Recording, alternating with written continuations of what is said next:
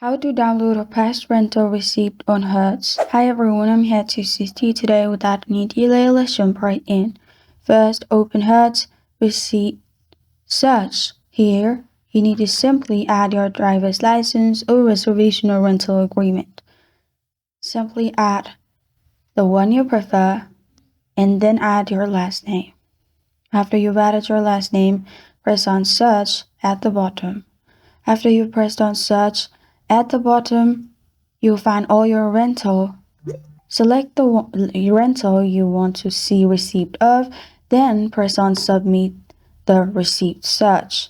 After you've submitted the receipt search, after that, click to view the receipt and then press on use, download, or print if available, and save the PDF to your device. After you do that, you're good to go.